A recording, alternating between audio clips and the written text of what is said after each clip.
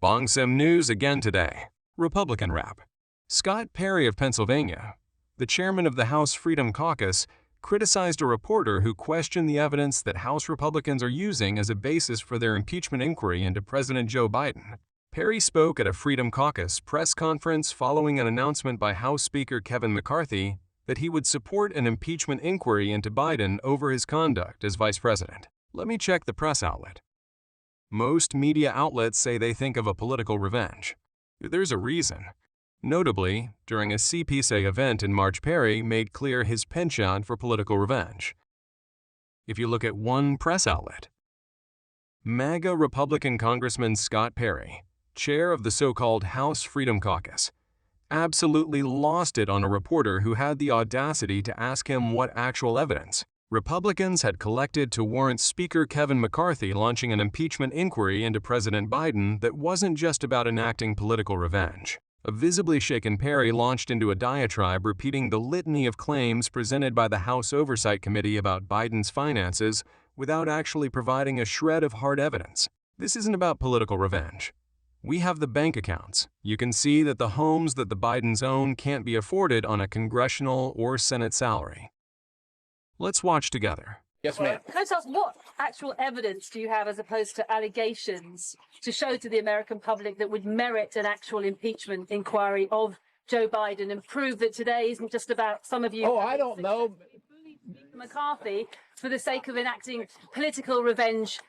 This isn't about political revenge. We have the bank accounts. We can see, ma'am, you can see that the homes that the Bidens own can't be afforded on a congressional or Senate salary. You also understand that it's not normal for family members to receive millions of dollars from overseas interests. Those things aren't normal. That's not normal to have 20 shell companies. These things are not normal, and it alludes to not only just widespread corruption, but money laundering, if not influence peddling itself. And we also have the president, the vice president at the time, on record saying that the prosecutor was fired. Well, son of a bitch, the prosecutor was fired, right? Because the prosecutor was going after the company that his son was working on. That's what we have. If you can't see that, if you are that blind, look, I'll turn it over to the attorneys. People can't see that. They think it's political revenge. It's because you don't report on it.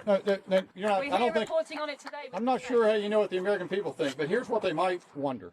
Explaining Biden money in the press. Biden was vice president for 8 years, and his finances are open record. He made most of his money on book and speaking deals. For 8 years. Since January, House Republicans have uncovered an overwhelming amount of evidence showing that President Biden outright and knowingly lied to the American people regarding his knowledge of and participation in his family's influence. Bank records, suspicious activity reports, emails, texts, and witness testimony have all revealed that Biden allowed his family to sell him as the brands all around the world. I think Biden's big weapon is the President of the United States. So there's not been a single subpoena to a Joe Biden or Hunter Biden or a Biden family bank account. What do you think? What do the viewers think? What's political revenge is throwing someone in jail for just standing near the Capitol and speaking.